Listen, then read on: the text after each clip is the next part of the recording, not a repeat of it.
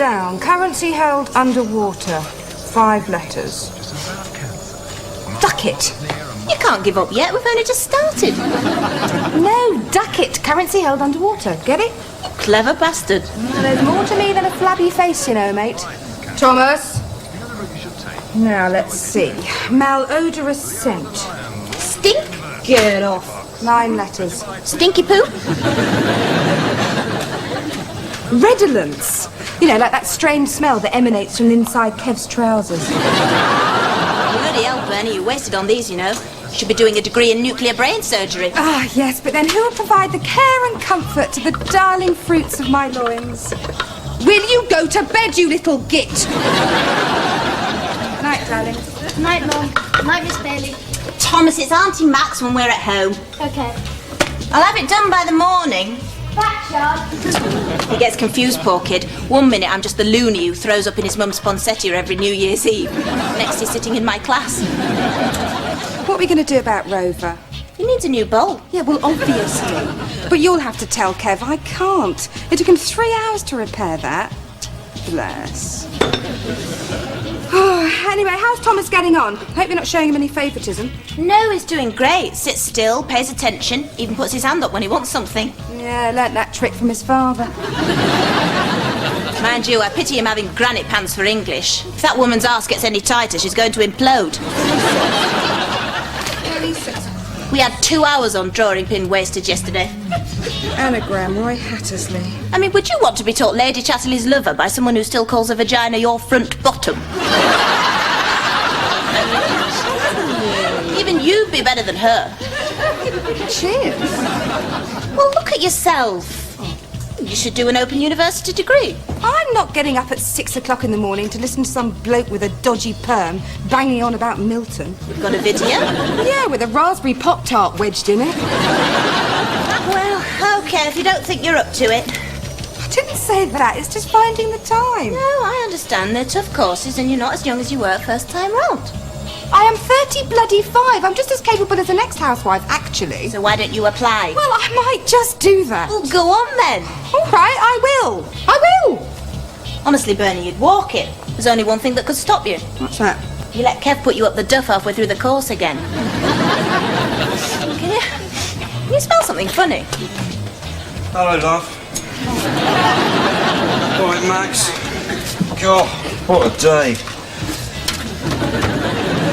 I'm going to take the keks off and watch Crown Bowls for an hour. You can bring us a cuppa, could you, love?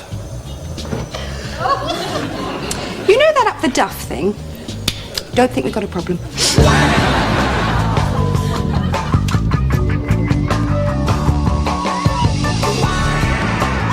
sit down. Sit down, everybody. That's it. Sit down. Shh. Okay, now, if we're going to do our little play for Special Assembly tomorrow, we're going to have to decide who's doing what. Do I have a volunteer to play St. George? I'm only going to consider people who don't call out. Forget it, John, not after what you did to Mr. McKendry's preserved lung. Okay, Guy, you can be St. George. And who wants to play the dragon?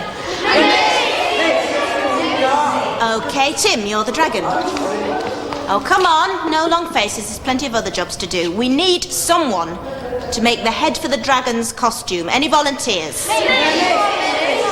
Okay, Thomas. Now, on your feet. Okay, now let's pretend we're fierce, big dragons. Frighten the life out of everybody. Go.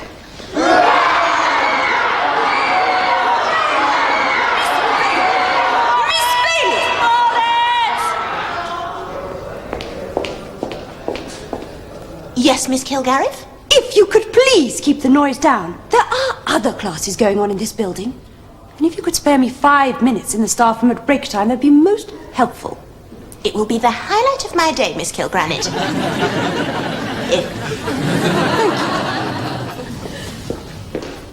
That class was under perfect control. They were running around and shrieking. Being dragons! It's a drama class. But don't let them move or speak. They'll end up as extras in the Rover's Return. It's Dante's Inferno next. I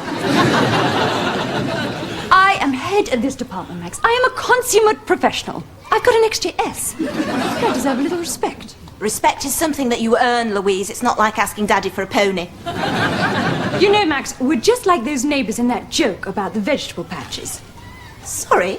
Well, both men had grown carrots for years. Then one day, one of them flooded his garden with water. When asked why, he replied, "I thought I'd try rice this year."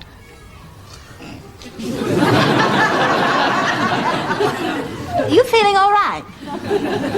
Well, it's quite logical. It's just that his neighbour didn't understand. Oh, forget it.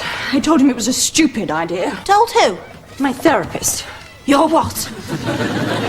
My therapist. He thought a little humour might help with your lack of cooperation. You see a therapist about me? Not just about you, Max. Don't flatter yourself. He's helping me get in touch with my emotions, open up parts of myself that have been closed for a very long time. Don't need a therapist for that. You need a car jack. Useless. Come on, you've got to lighten up a bit. Don't touch me.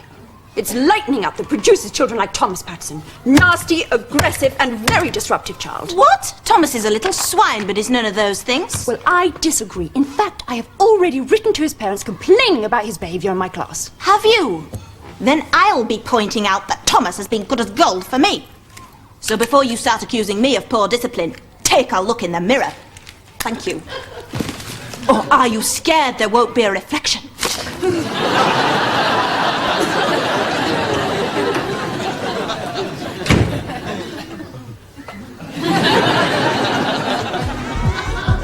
Bloody cheek. I was disciplining kids when she was still wetting her regulations to catch a goo-goo. Do you think we could change the subject? Sorry. How's your pasta? Not as good as the one I had last night. Ooh. Shacked up with some doe-eyed Italian bird, are you? Max, you and I have only been apart a month. I haven't finished shagging my way through France yet. You're so slow. I've had the entire Indian subcontinent. Actually, it's just me and my laptop. I miss you. Miss you too, but it doesn't change anything. I want... The real thing. Commitment. I want to come first. As I recall, you usually did. You know what I mean. I'm just not the settling down type.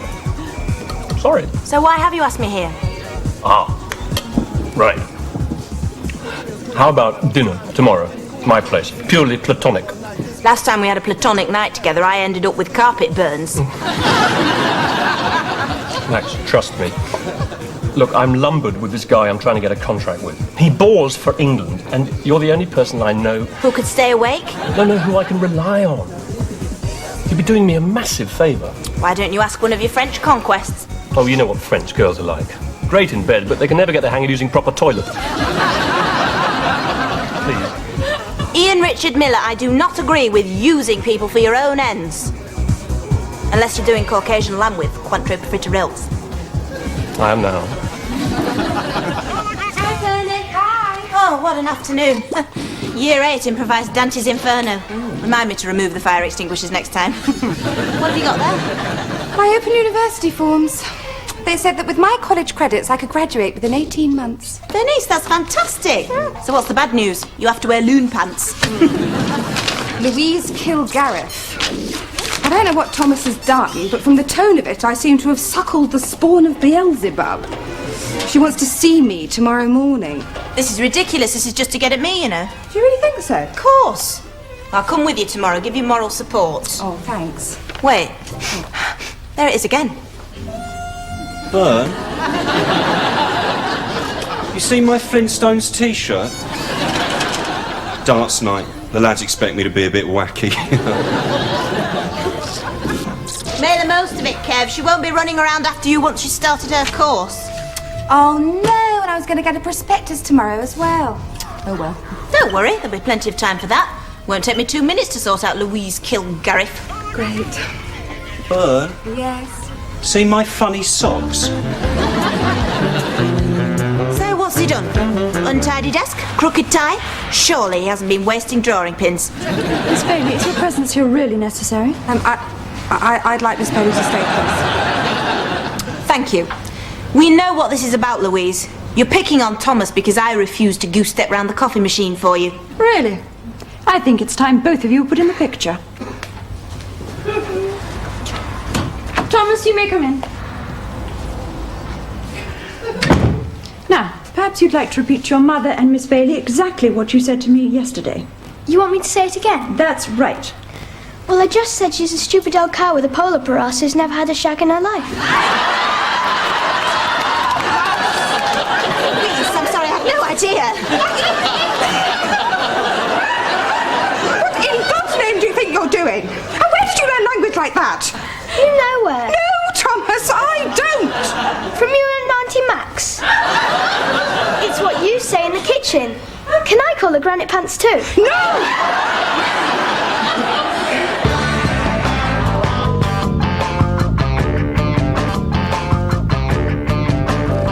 Put that down.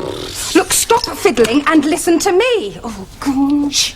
Look, Thomas, you just can't talk that way to teachers. But you and Mum slag off Miss Kilgarriff all the time. We do not slag her off. We simply exchange. What do we do, Max? We just have differences of opinion. Yes. Yeah. But that doesn't mean we think any less of each other. No. Healthy argument is part of growing up. How am I doing? You sound like a party political broadcast. Thomas, no matter what you've heard us saying in here, you have to be polite to Miss Kilgarriff in future. You mean you want me to lie, pretend I like her even though I don't? Look, Tom, sometimes we all have to do that. Just so that we all rub along together. Okay? Okay. Good.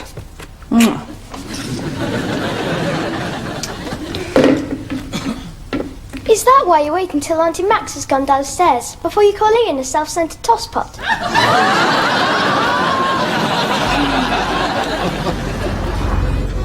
So, basically, that's the top and bottom of the flooring business. Fantastic. Amazing.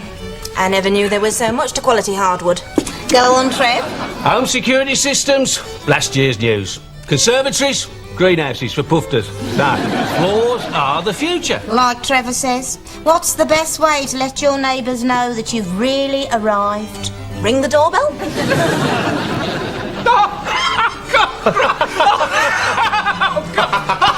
That's great. Oh, I love a funny lady. No. A mahogany hallway. Yeah, I mean, it says class. It says old money. It says stuff the environment. More dessert, Mac. Actually, I think I should be going. But it's early yet. It's much later over here. But I need you for the cheese. Would you excuse us just for a second?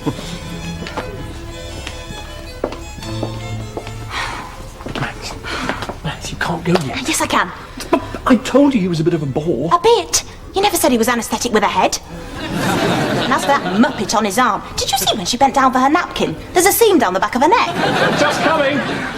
Max, my next 2 years hangs on this design contract. He only does business with people he likes. I've got to put on a bit of a show. So, juggle the profiteroles. Max, please, I'm begging you, just another half an hour. How come now we've split up, you're treating me like your girlfriend? You never did that when I was your girlfriend. Of course not. Would have been too coupley. Black or white? Red. You know, sort of married. Whereas now we're just good friends, you're quite willing to imprison me with Mr. and Mrs. Lobotomy and their parquet anecdotes. Isn't that what friends are for? Supporting each other.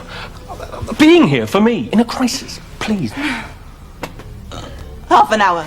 But I'm warning you, one more word about mixed wood formats and I'm off. Sorry for the delay.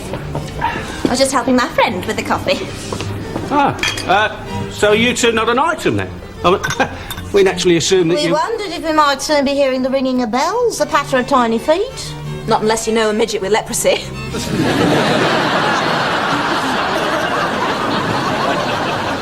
Max and I have a purely platonic relationship.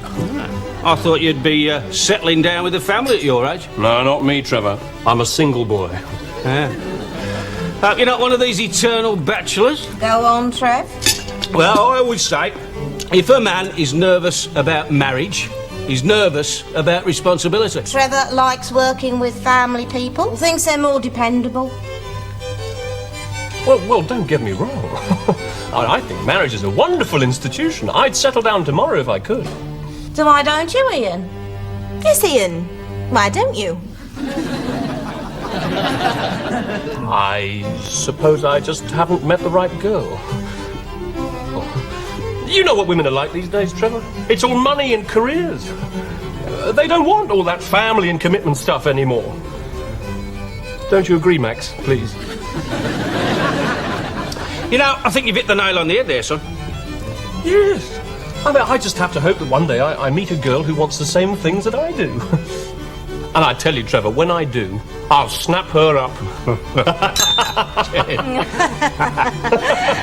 Oh, come now, Ian. Don't you think you ought to tell Trevor and Jane the real reason you're still single? The real reason, mate? He doesn't usually talk about it, but seeing as you're such close friends, Ian is actually gay. Max? You should see his bedroom. Can't swing a cat in there for Judy Garland memorabilia. Max, please. He's desperate to settle down. After all, you can't pick up a guy in club toilets every night. But what with his transvestism and his rubber fetish, it's hard for him to meet Mr. Right. Mr. Right? Max, please. Oh, at the time I must be off. Trevor, Jane, lovely to meet you. Good luck in your search for a personality.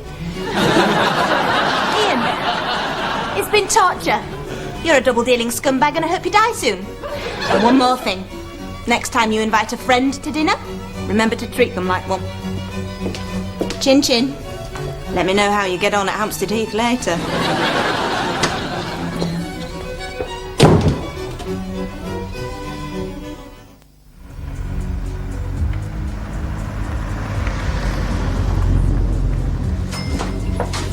So that's when I walked out. There didn't seem much point waiting for the cheese and biscuits. That's it. Last course on a wooden post. Stilton. You were right, he is a self-centred tosspot. My feelings meant nothing to him tonight, so long as he got his precious contract. Endemic. And lying about the very thing I always wanted, like he was making fun of my dreams. How many L's in Plimsoll? Bernice, do you mind? I'm having a crisis. Oh, come off it, Max. Face it. There are two types of people in this world. There are the decent ones who consider other people's feelings and put them first. And there are men. Thank you, Barbara Cartland. Well, come off it. It is a bit rich. What is? Well, you complaining about the way Ian treated you after the way we've treated Louise. That's not the same thing at all. We're nice and she's a horrible cow. You've been taking the piss, Max. Even Thomas picked up on it. And there's only one way to stop it. Puncture his eardrums. Okay, two ways to stop it. We're going to have to pull our socks up. Set a good example. We're going to have to stop bitching about Louise in my kitchen. We could bitch in my kitchen. No. Look, maybe she wouldn't be so bad if you laid off her a bit.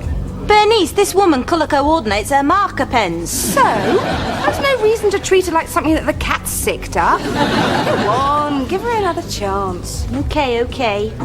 No more sarky remarks. No more seeing how many rude words I can make out of her name. Like Lucio Lickfigure. God, it's going to be bloody boring round here. I might just join you on your OU course. Actually, I've changed my mind. I won't be doing the course after all. Oh, why? Has Kev been saying something? No, he thought it was a good idea. So, what's the problem? Well, it's just all this stuff with Thomas. I realised I need to be around for the kids. I just wouldn't find the time. Half the OU graduates have kids, Bernie, and full-time jobs. Yeah, but then there's the summer school and getting the Pop-Tart out of the video and teaching Kev to iron, flush the loo. It's just, I just wouldn't find the time. Go on then, give us a clue. 2 down, immediate future. Dunno. All right, I'll give you another clue. 2 gin and tonics and a packet of smoky bacon crisps. My round? Correct. So, if that's faction, and 13 across is iconic, 12 down must be Glick Codlack. Louise, hello. Let me give you a hand with those. I can manage, thank you. Would you like a coffee? I was just getting one. No, thank you. I haven't forgotten the cup with the joke handle incident. Sorry about that. Listen, Louise, I've been thinking. Perhaps we could get on better if I made more of an effort. And what with your therapy? Anyway, that business with Thomas yesterday, it won't happen again, so please don't get paranoid. How could I, Max? After all, paranoia is when you imagine everybody hates you in this school. It happens to be true. Oh, Louise, that's silly. Is it? The staff ignore me. The pupils think I'm a stupid posh guide. Git. Good. And you know, they all call me Granite Pants. No. Do they? Yes. And it's very depressing to walk down the corridor and hear 11-year-olds making horsey noises at you. Or to walk into class and find this on your chair. With a note that says, "That's your sexy bra, that is." That's not even grammatically correct. There's always a handful of difficult ones, but most of the kids here really rate you. Really? You think they respect me? Of course. Look, it's nearly 2 o'clock. Let's go down and see Year 7 make a pig's ear of their St. George play. All right. And Max, thank you. I suspect that deep down, very deep down, you're quite a decent person. And you deserve the respect you command here. What I deserve, Louise, is a bloody Oscar.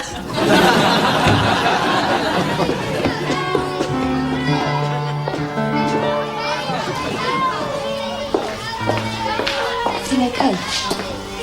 Thomas was really disappointed not to be making the dragon's head. I know, but he had to be punished. Still, the rest of his class have put it all together. I can't wait to see what it looks like.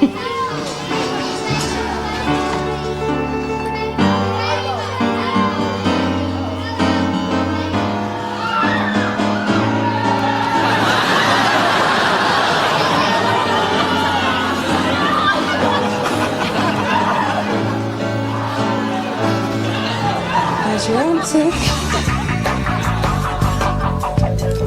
Maybe she didn't realise it was meant to be her. Sure.